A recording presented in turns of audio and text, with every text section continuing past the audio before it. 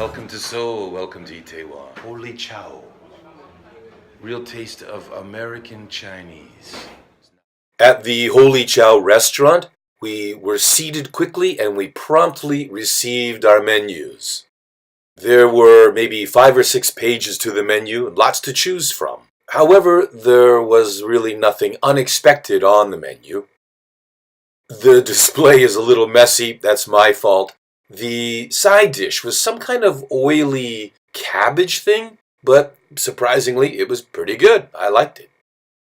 Again, messy display, my bad. Don't judge a book by its cover, though. Several different types of fried rice here, both very tasty. I have no idea what this says, but I did think it looked kind of cool.